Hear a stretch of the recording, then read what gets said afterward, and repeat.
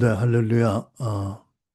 제가 그 월요 모임에 와서 초청받아 설교할 때마다 제 마음에 우리 엘리야 하우스에 대한 하나님의 부르심의 좌표 어디 있는지, 우리에게 주신 사명의 본질이 무엇인지에 대한 말씀을 준비해서 전하게 됩니다. 오늘도 그래서 제목을 복음을 적용하는 내적 치유와 성화 부제로 옛사람의 죽음과 새사람의 삶이라고 정해봤습니다.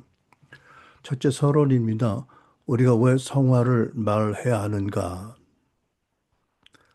먼저 우리가 성화와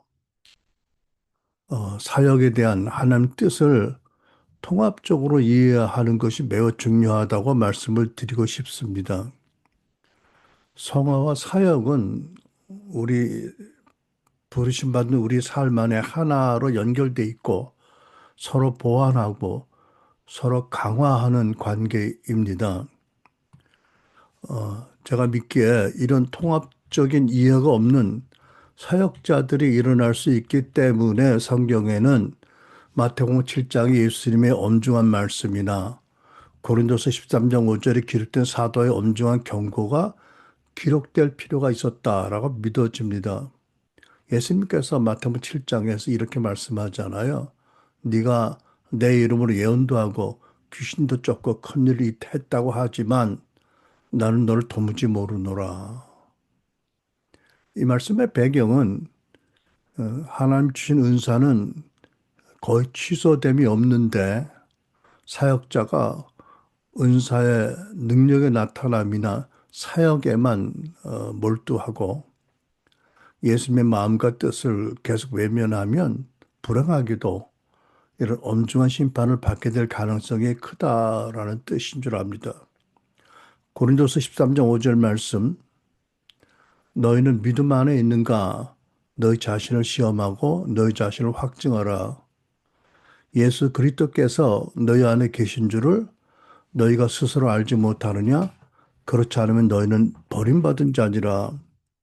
여러분 이 말씀을 생각해 보면 우리 믿음의 핵심은 예수 그리스도인데 그분께서 이 땅에 성육신하셨고 이 땅에서 복음과 하나님 나라를 전파하셨고 십자가에서 우리의 죄와 저주를 대신 다 받으셨고 부활 승천하셔서 죽음과 사망의 권세를 깨뜨리시고 승천하셨고요. 성령을 보내셨고 마지막 때 다시 오실 뿐 아니라 이미 믿는 신자들 마음 안에 와 계시다. 그 믿음을 갖고 있느냐라는 요지의 말씀이 있잖아요. 그러니까 우리 안에 믿는 신자 안에 하나님의 아들이고 왕이신 예수 그리스도가 계신다. 너는 그것을 믿느냐 아느냐? 모른다면 너는 버린 자다. 이렇게 말씀하잖아요. 참 무서운 말씀입니다. 근데 이 말씀은 우리가 성화하는데 부족함이 있거나 또는 실패해서 구원을 잃는다라는 그런 뜻은 아닙니다.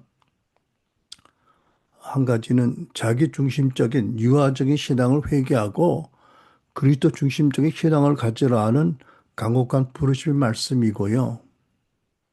신자가 자기 안에 계시는 그리스도의 마음과 뜻을 알기를 원하지 않고 따르지 않으면 그런 믿음은 헛된 믿음이다. 그러므로 자기는 구원받을 믿음이라고 착각하고 살지 몰라도 회개하지 않으면 버림받을 수 있다라는 엄중한 경고의 말씀입니다.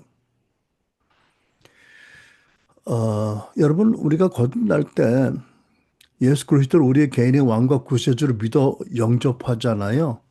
그 얘기는 우리 마음의 보좌에 영접하는 거잖아요. 그죠? 그럼 그 그리스도가 우리 마음에 계시는 거거든요. 그죠?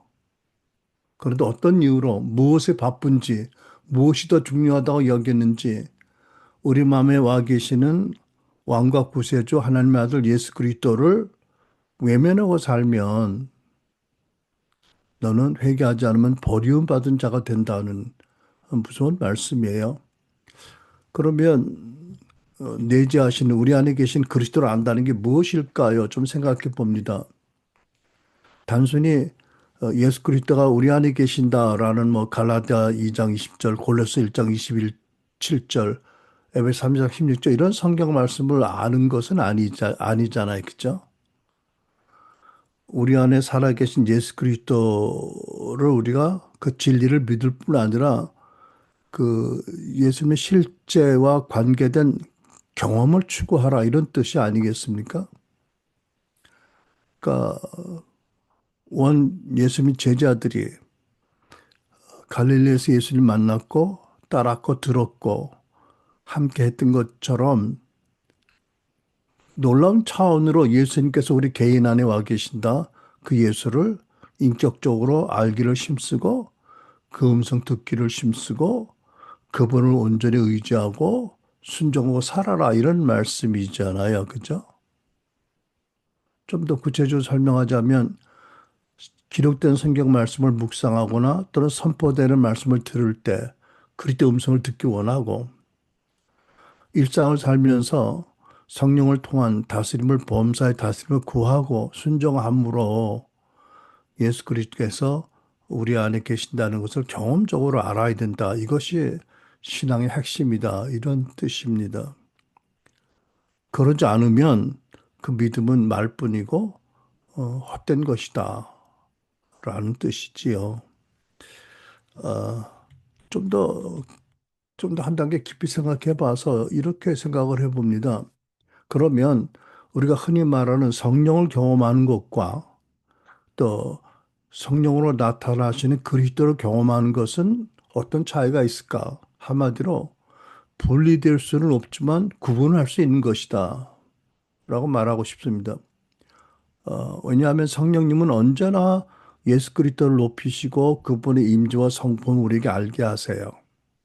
그러니까 여러 가지 영적 체험이 있지만 참된 성령 체험은 결국 우리 삶에서 그리스도를 높이게 하고 그리스도를 더 알게 하고 그리스도를 더 가까워지게 하고 그리스도와 인격적인 교제를 가능하게 하고 그리스도를 닮아가는 성화의 열매를 맺게 하는 것이다. 그렇지 않은 영적 체험이 얼마나 신비하고 파워풀하더라도 경계해야 된다. 이런 뜻이잖아요. 여러분 이해가 되세요?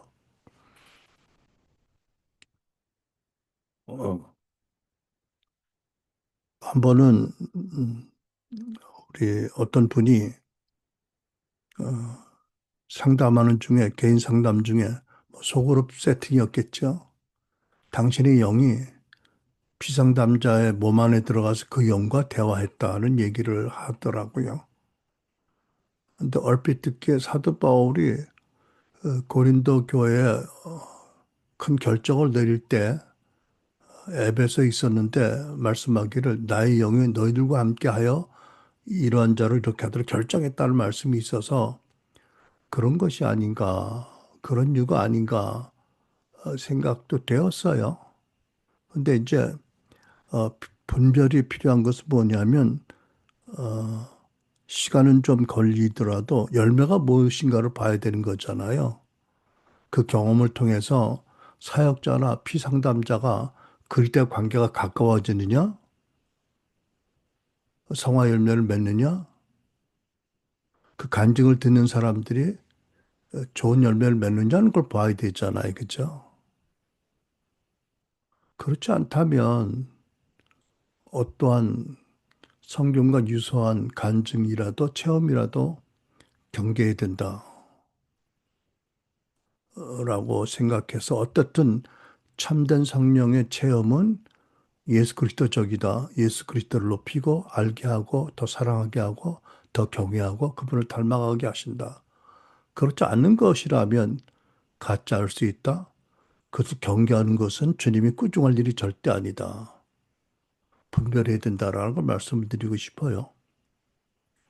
그러니까 사도 바울은 당신이 목숨을 내놓고 수고하고 복음을 널리 전파해서 많은 이들을 구원하더라도 자기와 그리스도의 관계를 가장 중요하게 지키지 않으면 자기도 버림을 받을 수 있다라는 말씀을 하셨어요. 고린도전서 9장 27절. 내가 내 몸을 처 복종하게 함은 내가 남에게 전파한 후에 도리어 자신이 버림을 받을까 두려워함이라. 여러분 돌이켜보면 하나님을 능멸하는 삶을 살았고요. 세상에서 죄를 먹고 마시고 죄를 자랑하던 우리를, 아니 저를 부르셔서 은혜로 복음을 믿는 믿음을 주셨고 구원하셨고 친자녀 삼아 주셨고 말씀과 성령으로 씻고 거룩하게 하셨어요. 그리고 신분적으로 위치적으로 온전하게 하셨어요. 그리고 하나님께서는 그렇게 거룩하게 재창조된 우리를 보내셔서 구원의 복음과 하나님 나라를 전하게 하십니다. 그러므로 우리는 성화와 사역의 하나됨 안에서 하나님의 영광을 위한 거룩한 예배자가 되어야 한다. 사역 따로 성화 따로가 없다. 함께 가는 것이다. 함께 집회할 수 있다라는 것을 명심할 수 있길 바랍니다. 자, 그런데 오늘날 실상은 많은 신자들이 구원받았다고 말은 합니다. 감사하고 기뻐하는데 내적으로는 여러 가지 죄를 반복적으로 짓기 때문에 남모를 깊은 좌절과 갈등, 고통, 무기력에 빠져 있습니다. 죄를 멀리하고 예수를 성품적으로 닮아가는 성화와 하나님을 섬기는 또 봉사와 직분 사역을 섬기는 영역 두 군데에서 모두 남모르게 좌절하고 무기력한 상태로 있습니다. 아예 그런 고통을 느끼지 않도록 뭐 맹세한 분들이 있는지 모르지만 고통과 좌절을 안 느끼는 사람도 적지 않겠지만 대부분 그런 상태에 있습니다. 어떤 이들은 신학을 하지 않아서 말씀을 잘 몰라서 기도가 부족해서 성령 충만하지 못해서 또는 바빠서 그렇다고 말하지만 그 어떤 것도 하나님 앞에서 충분한 변명이 되지 못합니다. 왜냐하면 하나님께 진리의 성령님을 우리에게 주셨고요. 우리에게 성경책이 있고요. 교회가 있고요.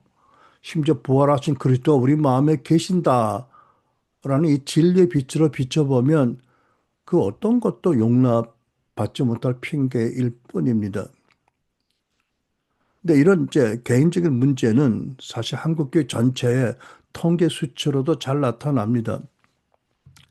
그 통계청의 인구 주택 총조사가 있는데 1995년에 개신교인이 크리스찬이 876만 명이었습니다. 그런데 그 숫자가 28년이 지난 2023년 재작년에는 771만 명이 되었습니다. 그동안의 인구는 600만 명이 늘었는데 개신교회는 거꾸로 105만 명이 감소되었습니다. 더 심각한 것은 뭐냐면 가나안 성도, 예수를 믿지만 하나님을 사랑하지만 교회 출석하지 않은 신자가 개신교 전체 30%인 231만 명이나 된다는 사실이 드러난 것입니다.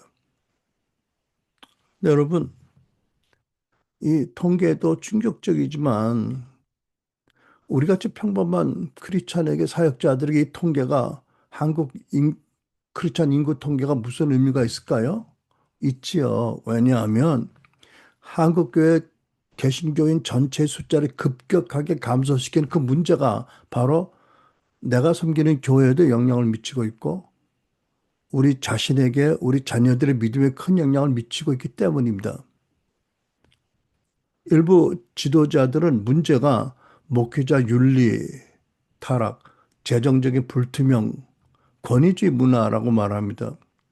뭐 다 맞는 말씀이겠지만 저는 근본 원인이 있다고 믿습니다. 그것이 뭐예요? 교회의 성화가 가르쳐지지 않기 때문이다. 성화의 부재가 근본 원인이다.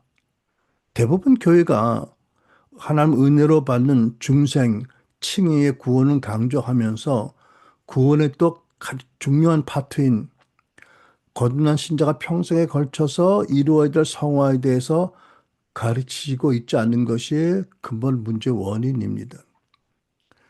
생각해 보면 이전에 몇십 년 동안 교회들이 성화를 가르쳐 주지 않았기 때문에 오늘날 교회를 이끌고 있는 주류 목사님들이 성화보다는 교회 성장론을 더 따르는 것 같이 보입니다. 어떻게 하면 더 많은 에게 전도하고 더 많은 교인들이 모이는 교회를 하느냐. 거기에 그칩니다. 또 생각해 보면 이분들이 대개 안 그럴 분도 있겠지만 목회를 시작하기 전에 우리가 성경을 보면 예수님의 원제자들 사도 바울도 있지만 사역 파송 나가기 전에 어떤 것을 경험했나요? 예수님과 더불어 3년을 지냈지만 여전히 믿음이 전혀 없다. 여전히 정말 자기중심적이다. 여전히 육신적이다. 능력이 없다. 자기의 믿음 하나 지킬 힘이 없다는 걸 직면하고 절망한 그 절망 중에 통과한 어떤 단계를 지났잖아요. 그렇게 하고서 온전히 성령께 자기를 위탁한 거예요. 그러니까 자기 파산을 경험하고 온전히 성령께 위탁한 사건이 있은 다음에 성령 강림절이 시작되었고 교회 역사가 시작되었잖아요. 그죠? 그런데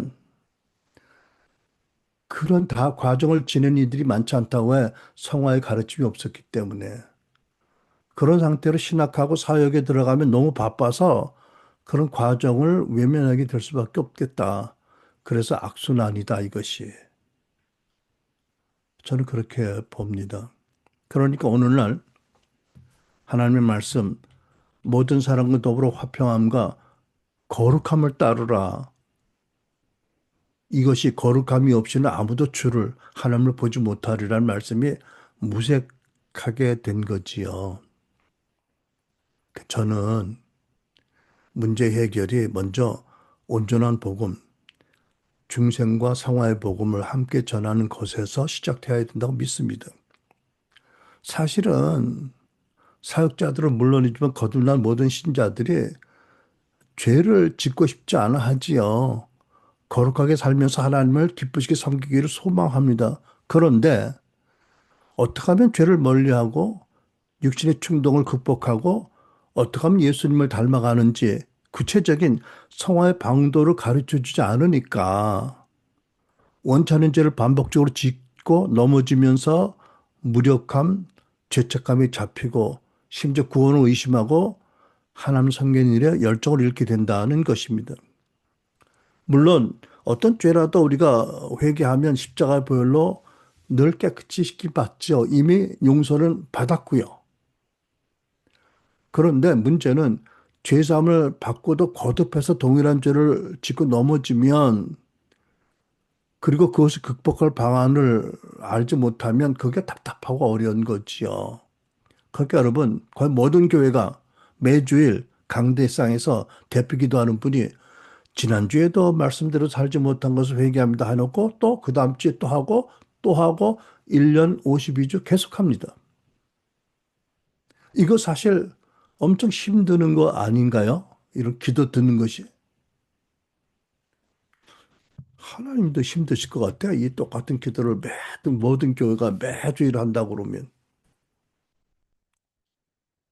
그렇지만, 물론 그러면서도 참 하나님의 은혜가 있어서 신자들이 말씀을 뭐 교회에서, 유튜브에서, 뭐 TV에서 많이 듣고 열심히 듣고 봉사도 열심히 하고 또 모여서 서로 교제도 기쁨도 나누고 전도도 하고 선교도 후원합니다. 재정적으로 헌신합니다.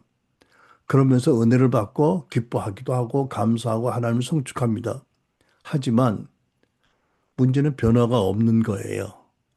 그러니까 마음 깊은 곳에는 나는 왜 변화되지 못하나? 내가 정말 거듭난 구원 받는 자가 맞나? 라는 의심을 가진 이들이 많은 것이지요. 제가 그랬습니다. 교회 가면 다 거룩하게 보이고 기뻐 보이는데 왜 나만 속에서 이 엄청난 죄악 가운데 씨름하고 좌절하고 나는 왜 버림받은 자인가라는 생각을 오래 했어요. 그러다 어떤 분들은 먹고 살기 힘들고 이미 충분히 교회를 섬기고 있으니까 더 이상 뭘 어떻게 해야 하고 선을 긋지요. 그런데 그러다 행여라도 내가 너를 도무지 알지 못하노라 라고 하든지 너는 버림을 받은 자라는 선고를 받으면 그때 가서 그 일을 어떻게 하겠어요? 어떻게 하겠냐고요. 그러고도 살 수가 있겠느냐고요. 아니, 그걸 생각하면 편안하게 살 수 있겠느냐고요. 그래서 이미 30%는 교회를 떠난 거예요. 그 교회는 안팎에서 신뢰와 영향력을 잃고 있고요. 쇠퇴하고 있습니다. 여러분 생각에 이런 교회를 또 우리 개인을 바라보시는 하나님의 마음이 어떠실까요? 많은 예배와 또 모임에 참여하고 기도하고 봉사로 바쁘지만 정작 예수를 닮아 증인되라는 말씀을 외면하고 변화가 별로 없는 삶으로 사실은 복음과 교회의 영광과 능력을 가리고 있으니까 말이죠. 자, 두 번째 우리가 생각할 것은 이것입니다. 성화의 핵심 진리, 신자의 정체성입니다. 잘못된 가르침은 제외합니다. 어떤 잘못된 가르침? 일부에서는 이런 문제를 해결하려고 옛사람이 죽도록 계속 십자가 못 박으라고 말합니다. 아, 우리 주 예수님께서 십자가에서 6시간 동안 고통받으시고 죽으셨는데 우리는 오죽 더 하겠느냐고. 우리 옛사람이 십자가에 박혀 있긴 한데 말씀대로 아직 죽지 않아서 그런 거라고. 이렇게 설명을 합니다. 그런데 이것은 엄밀히 큰 잘못된 오류입니다. 성경대로 가르치는 것이 절대 아닙니다. 성경이 뭐라고 선언합니까? 로마서 6장 1절. 옛사람은 이미 죽었다고 말씀합니다. 어, 신자의 정체성에 대해서 단호하게 선언합니다. 우리가 알거니와 우리 옛사람이 예수와 함께 십자가에 못 박힌 것은 죄의 몸이 죽어 다시는 우리가 죄에게 종로로 아니하려 함이라. 베드로전서 2장 24절. 그가 그리스도께서 친히 나무에 달려 십자가에 달려 그 몸으로 우리 죄를 담당하셨으니 이는 우리로 죄에 대하여 죽고 의에 대하여 살게 하려 하심이라. 성경은 우리 옛사람이 십자가에 달려서 몇 년 동안, 몇십 년 동안 살아있다, 아직 죽지 않았다고 말씀하지 않아요. 예수님께서는 6시간 십자가에서 고통받고 죽으셨고 사흘에 부활하셨지만 우리는 예수를 믿는 그 순간에 옛사람은 이미 십자가 못 박아 죽었고 그 십자가 못 박힌 옛사람은 그 순간에 칭함을 받은, 칭의를 받는 순간 죽었어요. 그리고 신자의 정체성은 더 이상 죄의 종이 아니라 의의 종이고 하나님 종이고 새 사람이다. 라는 것입니다. 자, 그렇다면 우리를 절망과 갈등과 좌절의 나락에 빠뜨리는 원수 싸움의 대상이 있죠. 성경에 보면 죄성, 육체 소욕, 육체 정욕 이런 것들이 있습니다. 옛사람의 잔재들이 있습니다. 그래서 여기서 중요한 문제가 일어나는 거죠. 아, 옛사람이 죽었다면 왜 내 안에서 죄 충동과 육체 소욕이 계속 일어나는가? 여러분, 이것을 우리가 성경적으로 바로 알지 못하면 큰 혼란과 좌절과 절망에 빠지게 됩니다. 여기에 대한 성경의 해답은 이것입니다. 신자 안에서 일어나는 육신과 죄 충동은 옛사람이 살아있다는 활동이 아니고 이미 죽은 옛사람이 남긴 악한 유산이다, 잔재다라는 것입니다. 여러분, 이게 이해가 되세요? 왜 부모가 죽으면 유산을 남기잖아, 그죠? 어떤 부모는 많은 것을, 좋은 것을 남겨, 어떤 부모는 어마어마한 빚을 남길 수 있잖아, 그죠? 그러니까 비유로 말하면 옛사람이 죽었는데, 여러분과 나 옛사람이 그것이 남긴 악한 유산이 있다. 유산이다, 그것들이. 이런 말씀입니다. 그러니까 옛사람의 잔재라는 것은 신자, 우리가 거듭나기 전에 우리의 오랜 주인이었던 죄가 우리의 마음과 몸에 남겨놓은 오랜 습관, 상처로 인한 왜곡된 반응, 부정적인 생각들, 길들어진 욕망, 죄성이라는 것입니다. 그러니까 예를 들면 마치 오랫동안 외적의 침략, 지배를 받은 나라가 해방되어도 그 나라 사람들 안에 남아있는 두려움, 불신 또는 과거 시대 낡은 질서, 또 가치관, 이런 것들이 있다는 거죠. 성경은 이거를 육체의 소욕, 쓴뿌리, 죄의 경향성 등으로 각각 다르지만 일괄적으로 이렇게 말씀을 하고 있습니다. 그런데 여러분, 그럼에도 불구하고 우리가 이것들 때문에 혹 이것들의 미혹에 넘어져서 죄를 짓더라도 하나님이 그리스도를 믿음으로 주신 은혜로 주신 지위와 신분, 구원을 잃을까 두려워할 이유가 결코 없습니다. 로마서 8장 2절이 이렇게 말씀합니다. 그리스도 예수 아닌 자는 결코 정죄함이 없다. 왜? 예수께서 우리의 모든 정죄와 수치를 다 받으셨기 때문에. 우리가 받을 정죄는 없다는 것이잖아요. 비록 믿음이 약하더라도. 여러분, 우리가 자녀들을 기르는데 애가 아직 어려서 부모에 대한 신뢰가 약하다고 우리 자식이 아닌가요? 아니, 아무것도 모르고 똥오줌만 싸도 얼마나 사랑스럽게 그 기르고 보호하잖아요. 그죠? 하나님 오죽하시려고요.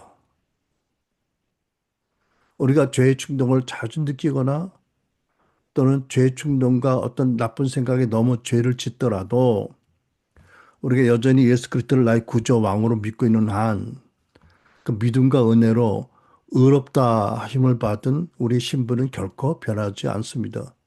십자가로 확증된 하나님 그 놀라운 사랑에서 끌어낼 자는 세상 어디에도 없습니다. 그러니까 여러분, 이것이 복음을 바로 믿는 믿음이지요. 복음적인 정체성이잖아요. 이것이 있으면 낙심과 두려움과 혼돈에 빠지지 않게 되고 더 나아가서 성령을 따라서 그 상황 중에서 오직 의지할 성령님을 따라서 성령으로 말미암아 성화를 이루어가게 하는 힘이 됩니다. 원천이 되는 거지요. 그리고 우리가 알 것은 뭐냐면 옛사람이 죽었다는 것은 우리가 옛사람으로 살 때 우리를 다스린 죄의 권세가 합법적으로 당연하게 그리스도 안에서 끝이 났다. 그것이 죽었다라는 뜻인 것을 알아야 됩니다. 그렇다면 거듭난 우리 신자들 안에 있는 믿지 않는 악한 마음이나 육신의 소욕, 죄의 욕정, 이런 옛사람의 잔재들은 무엇인지 알아야 되죠. 그것은 뭐냐면 하나님이 이루신 위대한 구원의 한 부분을 우리에게 두렵고 떨림으로 이루라고 하시는데 그 두렵고 떨림으로 이루게 하기 위해서 우리에게 남겨주신 하나님의 숙제다. 우리 일거리다. 또 충분히 할 수 있는 은혜의 방편과 능력을 주신다, 성령을 주셨다라는 것을 바로 알아야 됩니다. 그래서 지나치게 낙심하거나 좌절하거나 혼동에 빠지지 말아야 되고 마귀의 괴계에 속지 말아야 된다. 또 여러분 제가 보기에 잘못 보는지 모르겠습니다만은 많은 사역자들 가운데 저 사람은 참 성화에 대한 가르침을 못 받았나 보다라고 생각되어지는 이들이 많습니다. 왜? 자기의 직분, 자기의 타이틀, 자기 영성, 자기 믿음으로 자만하는 이들이 있어서 나중에 설명을 계속하면 더 이해가 되시겠습니다만은 이 성화의 여정을 가다 보면 사도 바울의 고백처럼 자기 안에 선한 것이 하나도 없다. 하나의 은혜가 아니면 내가 아무것도 하지 못하는 자다라는 자신을 발견하게 되기 때문이거든요. 그런데 이 진실을 발견했다면 어떻게 내게 있는 은사나 내가 직분을 받았다고 나를 높이고 다른 사람들을 깔보고 우월감에 사로잡힐 수 있을까요? 그러니까 성화에 대한 가르침을 못 받아서 그렇다라고 생각합니다. 우리가 성화의 과정을 가려고 하면 들어가면 정말 하나님 은혜가 아니면 아무것도 안 된다는 것을 못한다는 것을 깨닫고 그런데도 나를 사랑하시고 나에게 성령과 은혜를 주신 하나님, 진리 주신 하나님께 정말 엎드려서 경외하고 두렵고 떨림으로 섬기게 되거든요. 물론 여러분, 개인마다 기질도 다르고 또 지나온 인생의 궤적이 달라서 분명히 차이는 있겠지요. 그러나 대부분이 상당히 오랫동안 치열하게 자기 안에는 죄성과 육신의 소욕을 대적해 싸워야 합니다. 성경은 뭐라고 말씀하죠?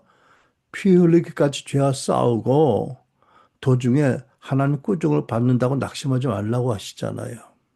히브리 12장 4절 5절. 그러는 중에도 나의 옛사람은 성경들이 이미 죽었다라고 믿고 부활하신 예수께서 나를 위해 중보하실 뿐 아니라 성령으로 함께 계신다. 친히 내 마음에 와 계신다고 믿고 버티고 그리스도를 바라보면 문득 어느 순간인가 로마서 8장의 승리와 참 자유가 주어집니다. 왜? 우리와 함께 계신 성령의 법이 죄와 사망의 법에서 우리를 해방해 주시기 때문입니다. 로마서 8장 1절로 4절입니다. 그러므로 이제 그리스도 예수 안에 있는 자에게는 결코 정죄함이 없나니 이는 그리스도 예수 안에 있는 생명의 성령의 법이 죄와 사망의 법에서 너를 해방하였음이라. 율법이 육신으로 말미암아 연약해 할 수 없는 그것을 하나님 아시나니 곧 죄로 말미암아 자기 아들을 독생자를 죄 있는 육신의 모양으로 보내어 그 육신의 죄를 정하사 육신을 따르지 않고 그 영 성령을 따라 행하는 우리에게 율법의 요구가 이루어지게 하려 하심이라. 여러분 이게 구원의 핵심이거든요. 율법은 거룩한 말씀인데 성령 받고 거듭나기 전에는 율법대로 살 사람이 아무도 없어요. 결국 율법은 그리스도가 필요하다는 것을 알게 하는 스승이잖아요. 그죠? 인도자잖아요. 성화는 뭐죠? 구원의 중요한 부분이거든요. 똑같은 거예요. 우리의 헌신과 노력으로 거룩하게 살려고 죄를 안 짓고 예수를 닮으려고 노력하는 것은 칭찬할 만한 일이지만 결국 어떤 단계를 지나야 되느냐? 아, 도저히 못하는구나. 안 되는구나. 나로서는 좌절을 지나고 절망할 때 비로소 다시 여전히 예수가 너를 위해서 죽었다. 나는 여전히 너를 사랑하고 있다. 나의 성령이 너와 함께 있다. 얼굴을 들어라. 십자가를 바라보라. 하늘을 들어보라. 내가 너를 사랑한다. 내 아들아, 내 딸아, 내 손을 잡고 일어나라. 더 이상 너 육신을 의지하지 말고 성령을 온전히 따르라. 이게 바른 길이다라고 하신 음성을 듣게 된다는 거죠. 그렇게 되면 그렇게 왕성히 올라오던 죄의 충동과 육신의 소욕에 갑자기 힘을 잃은 것을 봅니다. 반대로 이전보다 성령님을 따르는 것이 훨씬 쉽고 즐겁게 되는 놀라운 변화를 경험합니다. 할렐루야. 이것이 로마서 7장 8장의 중요한 교훈인 거거든요. 나중에 좀 더 자세히 풀어서 말씀드리겠습니다. 자, 그래서 성화의 참 동력은 뭐냐면 우리 정체성이고 또 그 우리가 싸우는 대상은 육신에 남기는 잔재들이고 또 하나 성화의 과정에서 우리를 내면의 싸움에서 승리를 이끄는 동력이 있다. 그것을 한번 살펴보려고 합니다. 근데 놀랍게도 성경은 그 동력이 믿는 신자의 강함이 아니라 믿는 신자의 약함에서 동력이 찾아진다라고 말씀합니다. 이게 바로 약할 때 강함이라는 성경의 성화의 역설적인 진리입니다. 그러니까 이 성화의 핵심적인 이 원리와 진리를 외면하고 내적인 변화가 없는 행함을 강조하거나 피상적인 믿음의 선포에 집중하게 하면 신자들은 자연히 얼씨구나 죄의 싸움과 육신과 싸움을 외면하게 됩니다. 쉬운 길로 가지요. 넓은 길로 가지요. 그러나 언젠가 좁은 길을 가야 됩니다. 십자가 길을. 그 늦어지는 거지요. 그렇게 되면 신앙생활이 피상적인 수준에 머물게 되고 성화를 이루는 것이 더 어렵게 됐지요. 그럼에도 불구하고 많은 교회가 성경 공부와 제자 훈련을 많이 하지만 신자 안에는 믿지 않을 악한 마음을 다루는 것이든지 상처로 인한 왜곡된 신념 또는 더럽힘, 굳어진 마음대로 외면합니다. 성경이 있는데도. 그러니까 대개 신자 육신성은 그대로 두고 여러분 고린도 교회 보면 이런 세 부류가 교회 있잖아요. 육에 속한 자, 아직 안 믿는 자예요. 근데 교회 인도받아 온 사람들이겠죠. 교회 와서 복음을 듣고 성령 역사를 구원받을 사람들이고 두 번째 어떤 그룹 있죠? 육신에 속한 신자들, 어떤 신자들 시기하고 불평하고 원망하고 파당치는 사람들, 여전히 육신성에 끌려다니는 사람들, 어린아이 같은 사람들, 그 다음에 신령한 자 있어요. 그죠? 그리스도의 마음을 알고 아버지의 뜻을 이루어가는 자들. 이렇게 구분되는 성장의 단계를 보여주잖아요. 그러니까 육신성에 끌리는 단계도 분명히 성장의 단계 있어요. 그죠? 다 지납니다. 그런데 대부분의 교회가 신자들 안에 있는 육신성은 그대로 두고 외적인 순종과 열심으로 헌신하고 복받으라고 강조합니다. 저는 이것이 문제라고 생각합니다.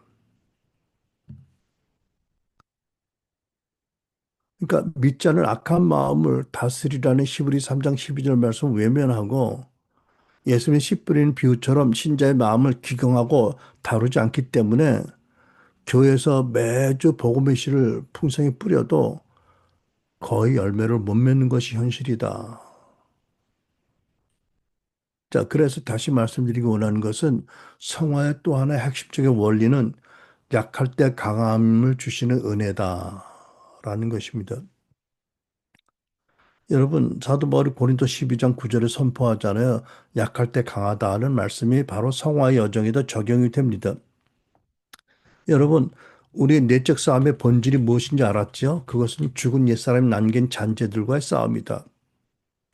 옛사람은 죽었는데 잔재들이 남아있다. 그런데 그들과의 싸움에서 우리의 패배하는 원인이 우리의 나쁜 습관이나 게으름 때문이라면 해결책이 분명히 의지력을 키우면 됩니다. 그러나 실상이 뭐죠? 우리 싸움의 대상은 육신성이고 죄성입니다. 그동안 우리가 넘어졌다면 그것은 우리가 그 본질을 잘 모르고 육신적인 무기를 가지고 이 영적인 싸움을 싸웠다라는 것밖에 안 되는 거지요. 이제 여기서 기독교 신앙의 위대한 역설의 진리를 경험하게 됩니다. 인간의 논리가 무너지고 거룩한 하나님의 지혜가 빛나는 그 자리입니다. 다시 말해서 우리의 깊은 절망과 깨어짐이 하나님의 큰 능력이 임하는 통로가 된다. 그리고 절대 하나님만 높이게 된다. 여러분, 사도 바울이 자기 육체의 가시 때문에 여러 번 간구했잖아요. 근데 하나님의 응답이 가시의 제거, 치유가 아니라 계시였어요. 그죠? 뭐라고 말씀하세요? 내 은혜가 너에게 족하도다. 이는 내 능력이 약한 데서 온전해짐이라. 여러분, 우리가 스스로 강한 줄 알면 하나님의 강함을 구하겠습니까? 우리가 스스로 지혜로운 줄 알면 하나님의 지혜를 구하겠습니까? 하나님 능력은 우리의 힘이나 우리의 완벽함이나 자신감에서 나오는 게 아닙니다. 우리의 가장 큰 약함과 깨어진 그 자리가 바로 하나님의 능력이 임하는 자리입니다. 이것을 깨닫기 전에는요, 여러분, 누구도 성령님이 함께 계시는 것을 알면서도 성령을 전적으로 의지하지 않습니다. 왜? 한마디로 아직 내 미천이 남아있는데 미천이 남아있는 나는 나를 의지하고 나의 지혜를 의지하고 나를 의지합니다. 그죠? 언제 성령님께 무릎을 꿇을까요? 베드로 같이 예수님 세 번 부인하고 비로소 그렇게 사랑받고 그렇게 은혜 받는데 자기 절망의 자리에서 비로소 성령께 무릎 꿇는 준비가 되어 있는 거지요. 그러니까 성령이 오시는 시점도 그 깨어짐을 지나서 오신 거예요. 내가 거듭 얘기하잖아요. 만약 그 전에 오순절이 임했다면 베드로는 최소한 성령의 강한 능력을 못 받았을 거라고. 그냥 떨어지는 소나기가 옷깃을 스치고 지나갔을 거라고. 여러분, 우리의 의지와 능력이 고갈되고 자신감이 깨어졌을 때 남는 한 가지는 오직 하나님을 바라보는 것뿐입니다. 그때 비로소 이전에는 배울 수 없었던 것, 어떻게 우리 자신을 내려놓고 성령을 온전히 의지하는 방법을 배우게 됩니다. 이것이 바로 성화의 중요한 하나의 분기점입니다. 여러분, 우리는 이 진리를 예수님의 팔복 말씀에서도 볼 수 있고요. 복음서에 기록된 사도들의 행적을 통해서 볼 수 있고요. 물론 사도 바울의 로마서에서 볼 수 있어요. 예수님 말씀하시잖아요. 마음이 가난한 자가 복이 있고 애통하는 자가 위로를 받고 의에 지르고 목마른 자가 체험을 받는다. 무엇이죠? 하나님의 구원이 없이는 그 가난한 마음을 채울 자가 없고 하나님의 구원을 받고 났는데 여전히 자기중심적이고 무능하고 죄의 번번이 판판이 지는 자기를 보고 애통하고 그런 자가 위로를 받고 그런 자가 마음이 온유해지고 그렇게 해서 결국은 예수의 의만 사모하는 자, 목마른 자가 충분히 받는다라는 팔복의 말씀은 사실은 성화의 과정을 지나가는 신자의 단계적인 특징을 보여주는 말씀이라고 생각합니다. 아까 말씀드렸잖아요. 사도들이요. 예수님의 사도로 세워졌어요. 틈만 나면 누가 제자가 싸우잖아. 그죠? 승질 난다고 칼을 빼가지고 사람을 상하게 하고 베드로 사도가 또 자기들이 지나는 길에 자기들을 환영하지 않는 사마리아 사람들을 불을 내려서 하늘에 태워 죽이자고 난동을 치는 사람들이 사도였어요. 사도가 되기 전이 아니잖아요. 그죠? 거듭된 실패. 끝내는 예수를 면전에 놓고 부인할 수밖에 없는 그 연약함, 추악함, 죄, 불신의 죄. 또 사도 바울이 로마서 7장에서 고백한 그 좌절. 이런 게 다 하나님의 은혜가 어떻게 약함 가운데 임하는지를 생생하게 보여주는 사례인 거거든요. 그러니까 여러분, 하나님께서는 저와 여러분에게 이 원리를 배우도록 하기 위해서 첫째, 성경이 기록된 그 성화의 방편을 주셔서 꾸준히 이것을 행하게 하십니다. 그러다 어느 때가 되면 로마 7장 같은 또 팔복의 애통하는 단계, 낙심의 단계, 그 죽음의 골짜기를 지나게 하십니다. 왜? 그래서 예수만을 정말로 의지하고 성령을 따르게 하는 신자가 되도록 그 죽음의 단계, 계곡을 지나게 하는 거지요. 그러니까 여러분, 우리는 이 그림을 가지고 믿음의 이해를 가지고 우리가 이미 그리스도 안에서 옛사람은 죽었고 우리는 새사람 된 것을 복음대로 믿고 성령을 따르면서 우리 안에서 올라오는 죄와 육신의 욕망들을 물리치고 대적하고 소산시켜야 됩니다. 이것이 성화의 중요한 한 고비입니다. 이것을 모르고 죄성과 죄로 넘어짐으로 말미암아 낙담하고 좌절하고 두려워하는 것 이것은 바로 사단이 원하는 것이지요. 여러분 우리가 이것을 알고 결국 성화의 싸움에서 승리하는 것은 뭐예요? 자신에 대해서 포기하고 성령을 따라서 성령 안에서 몸의 행실을 죽이는 것이다. 그것이 하나님의 디자인이고 그것만이 성화의 유일한 길이다. 그렇게 할 때 하나님께만 영광을 돌릴 수 있게 된다는 것을 믿으시기 바랍니다. 아멘. 네. 자, 성화 여정을 좀 설명하려고 합니다. 성화는 죄를 멀리하고 거룩하신 하나님의 아들을 닮아가는 여정입니다. 근데 이 성화를 알려면 이제 복음이 알게 하는 그 구원론의 그 큰 그림을 알아야 됩니다. 어, 그 성화는 구원은 칭의, 거듭남과 성화 그리고 영화로 구성되어 있잖아요. 그러니까 칭의는 단번에 일어난 하나님의 일방적인 은혜를 주신 이례적인 사건입니다. 그렇죠? 양자되고 성령 받고 영생 받고 그 순간에 의롭다함을 받고 신분적으로 위치적으로 성화는 예수님을 닮아 거룩하게 변화된 삶의 여정, 죽을 때까지 거듭남부터 시작되는 계속되는 여정이죠. 영화는 예수님 재림하실 때, 또 우리가 천국 갈 때 죄의 흔적도 없어지는 그 상태입니다. 그러니까 성화는 구원의 현재 진행형적인 시제이잖아요. 그죠? 실제예요. 그리고 성화는 성령님이 주도하시는 일이지만 마땅히 우리의 참여와 순종이 요구되는 것이다. 빌립보 2장 13절. 너희 안에서 행하시는 이는 하나님이시니 자기의 기쁘신 뜻을 위하여 너희로 소원을 두고 행하게 하시나니.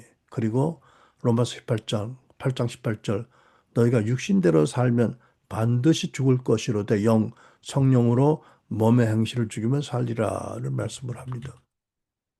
자, 성화는 하나님이 우리에게 주신 가장 분명하고 중요한 부르심입니다. 말씀드렸죠. 대위임령 최고의 계명을 이루기 위해서 먼저 성화의 부르심에 응해야 됩니다. 베드로전서 1장 16절 기록되었으되 내가 거룩하니 너희도 거룩할지어다 라고 하셨고요. 데살로니가전서 4장 3절은 하나님의 뜻은 이것이 너희 거룩함이라고 분명히 밝힙니다.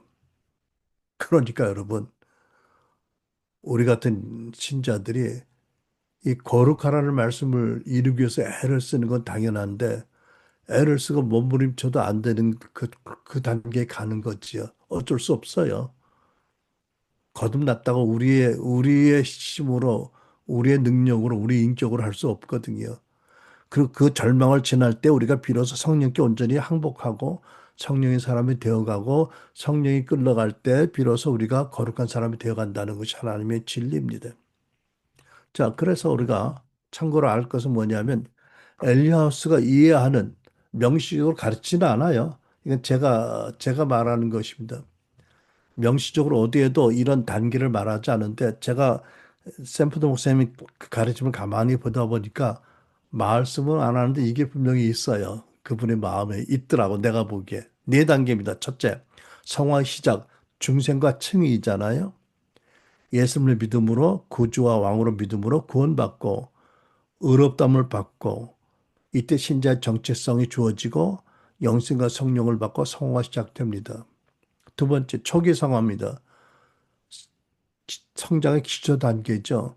신자가 교회에 속해서 신앙의 기초를 여러 가지 배우고 자라나는 단계입니다. 그리고 조금 이따 설명하겠지만 성화를 위해서 주신 은총의 방편들을 행하면서 성령님 안에서 성화를 이제 이루어가는 초기 시기입니다.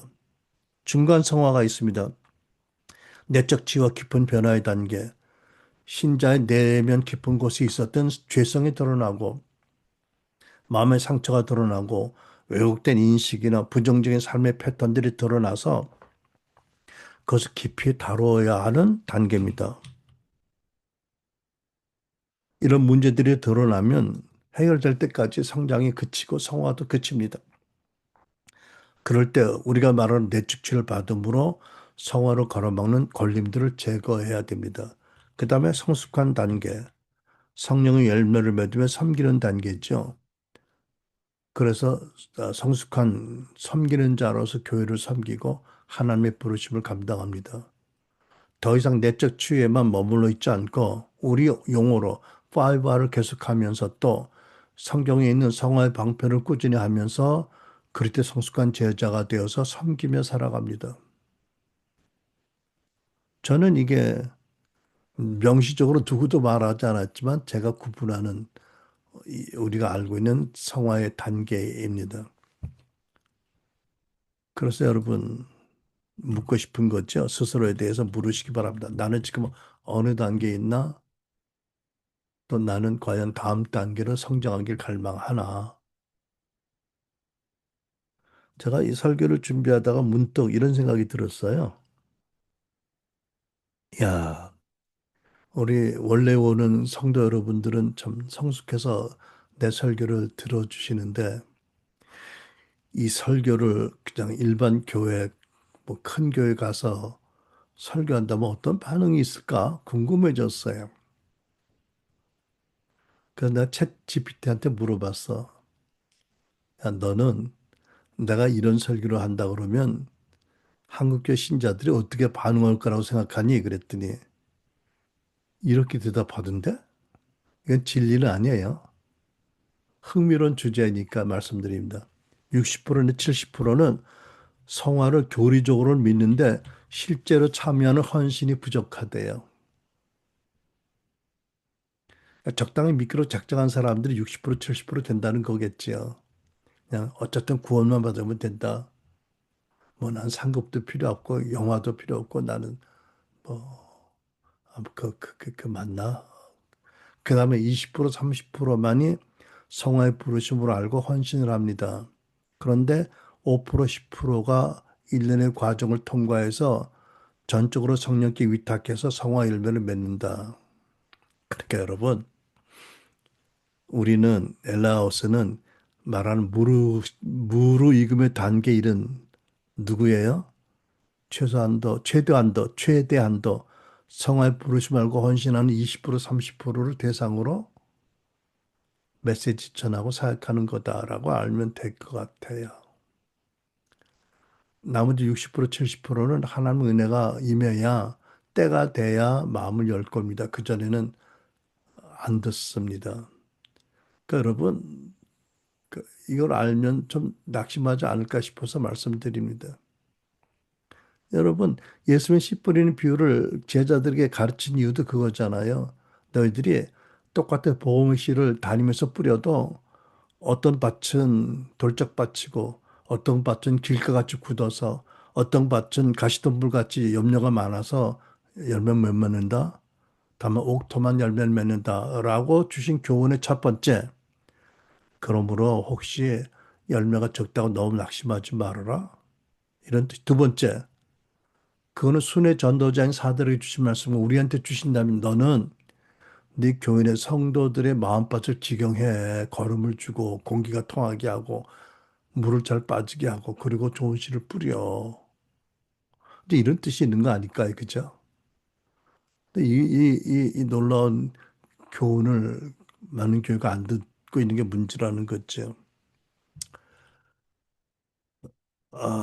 여러분, 저는요, 저 이런 글을 한번 읽고 놀랐어요. 제가 몇 번 말씀드렸지만 다시 한번 일괄되게 말씀드리고 원해서 나누는데, 그 서철원 박사님이라고 난 이분 뵙지 못했어요.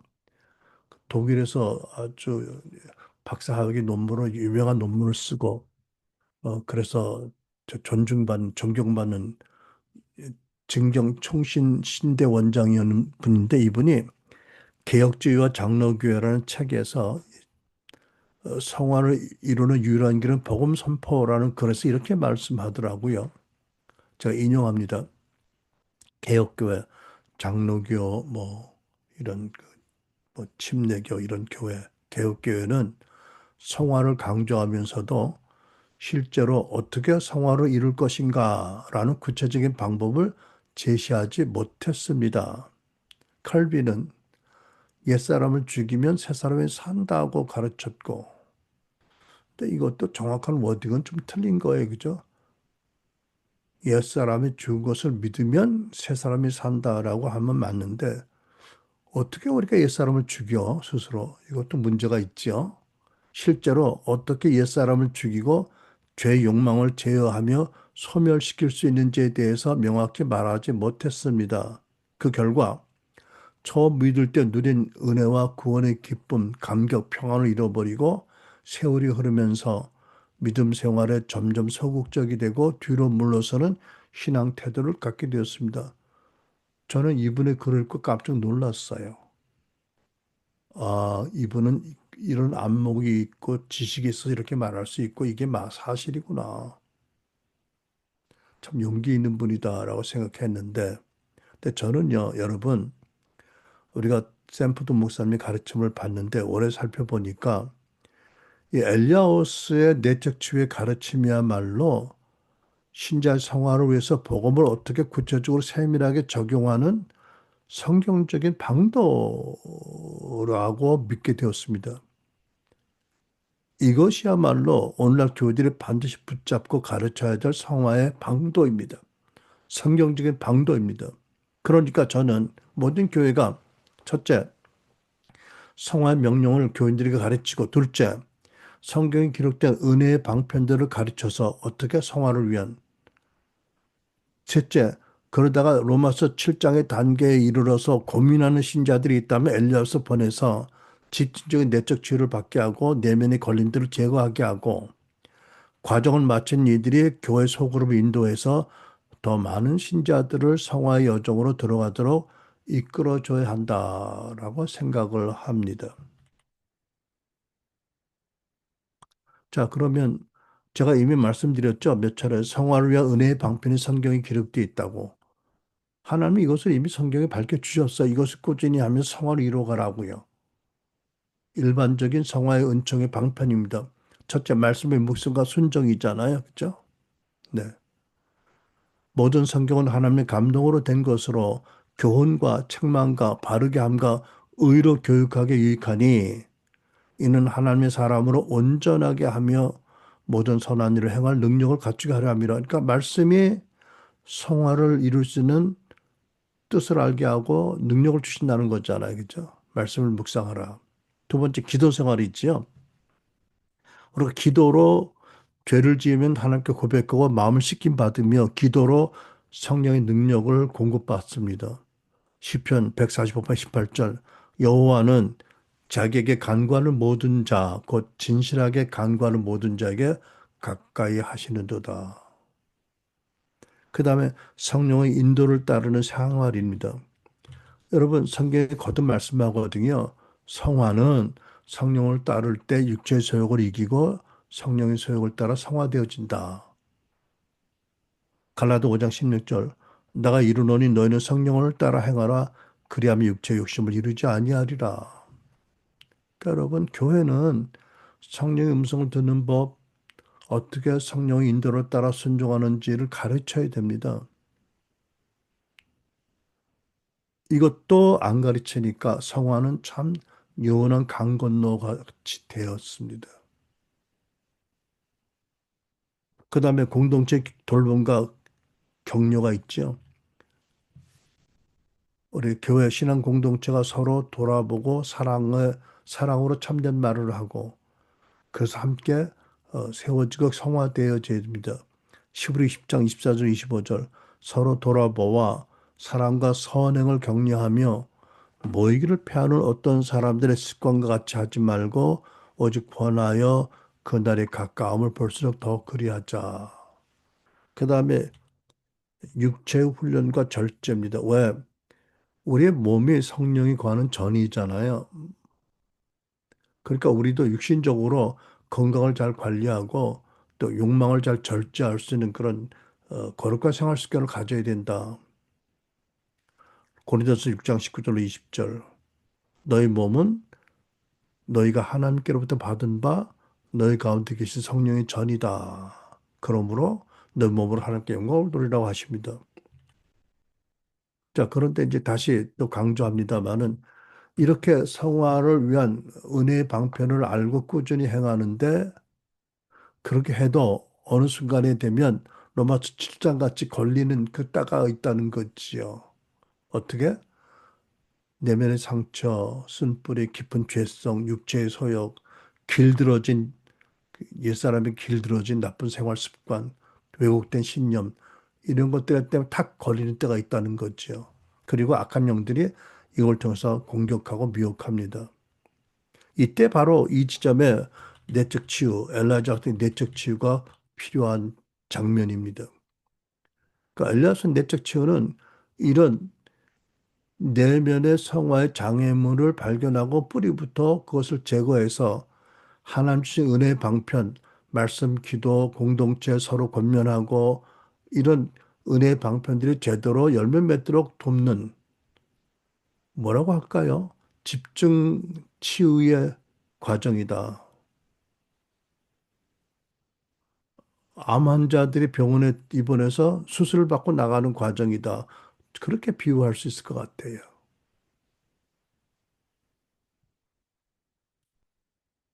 그러니까 우리는 과정을 마친 신자들에게 뭐라고 말해요? 5R을 계속하세요. 또 말씀 묵상, 기도 생활, 공동체 생활, 또 몸을 관리하고 또 경건한 생활을 하는 것 무엇보다 성령을 따르는 것을 잘 하세요. 그래서 어떻게 성화를 이루어 나가세요. 깨끗한 마음으로 주님을 바라보고 온유한 마음으로 말씀을 받아들여서 성화의 길을 바로 가세요라고 당부하고 보내드리는 것이죠. 여러분, 그렇게 할 때 여러분, 우리가 그리스도 형상을 꾸준히 닮아가면서 성숙한 예수의 제자가 되고 또 섬기는 자로 증인으로 살아갈 수가 있게 되는 것입니다. 여러분 정리합니다. 우리는 성화와 사역에 대한 균형 있는 이해를 가져야 되고 또 칭의와 성화에 대한 균형 있는 이해를 가져야 됩니다. 칭의만 강조하고 성화를 외면하면 방정주의에 빠집니다. 성화만 강조하고 칭의의 은혜를 소홀히 하면 율법주의에 빠지게 됩니다. 우리는 균형 있는 믿음을 가져야 됩니다. 또 칭의가 오직 믿음과 은혜로 받은 것처럼 성화 또한 우리의 노력도 필요하지만 결국은 우리의 노력 위에 부어지는 약함을 인정하는 자에게 부어지는 하나님의 은혜로 성화가 이루어지는 것을 알아야 됩니다. 성화도 결국은 믿음으로 말미암아 이루어지는 것이다. 무엇을 믿어? 복음을 믿는 믿음으로 이루어지는 것을 명심해야 됩니다.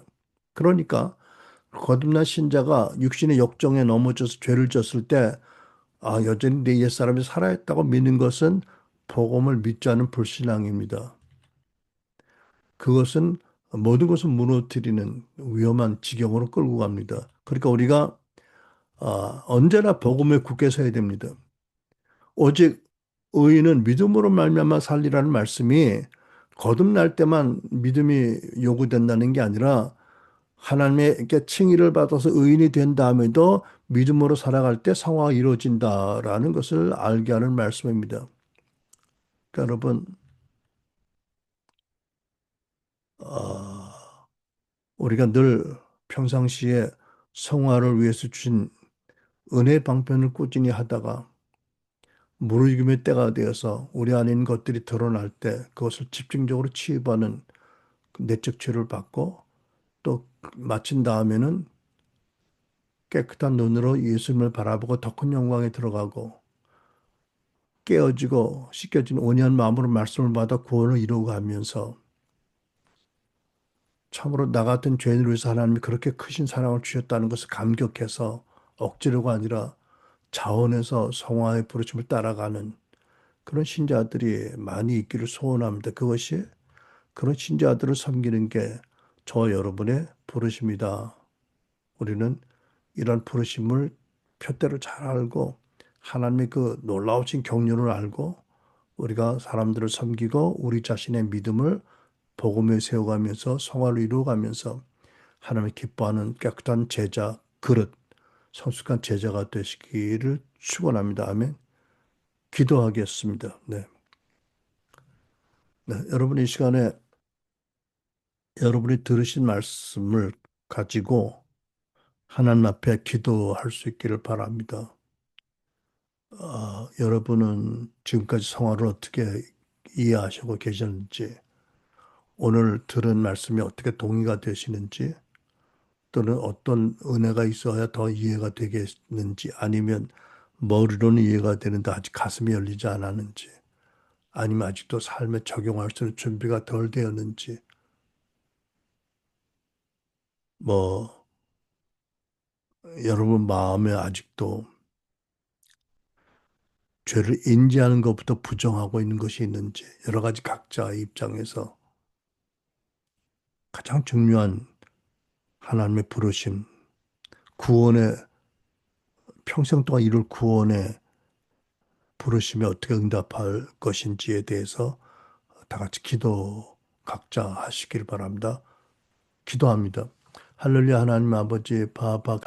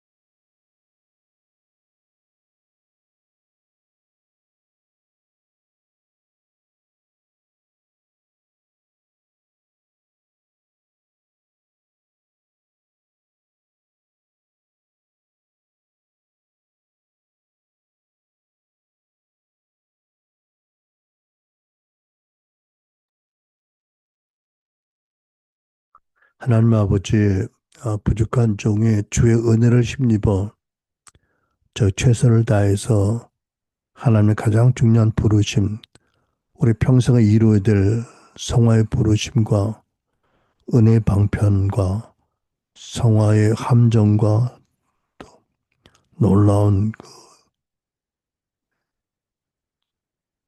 확 놀라운 변화, 난 전환의 비밀을 살펴보았습니다. 하나님 이 말씀을 듣는 우리 모든 사랑하는 지체들에게 과연 그런가 성경을 뒤져 확신할 수 있는 은혜가 있게 하시고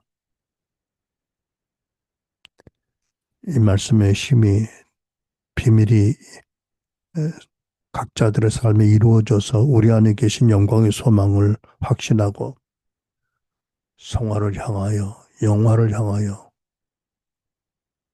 의무가 아니라 우리 같이 추한 자들을 위한 그 크신 사랑에 감격해서 자원해서 십자가를 지고 자기를 부인하고 성령을 따르는 한 분 한 분 다 되게 해주시기를 원합니다. 그래서 하나님 우리 엘리아우스 사역이 하나님의 크신 뜻 가운데 경륜을 깨닫는 믿음 가운데 세워지고 성령이 온전히 이끌어시는 사역이 되게 하시고 한국교회에 이로 말미암아 성화의 말씀을 전하고 거룩한 부흥이 일어나는데 단초가 되어지길 간절히 소원합니다. 감사합니다. 우리 주 예수님의 이름으로 기도합니다. 아멘. 아멘. 아멘.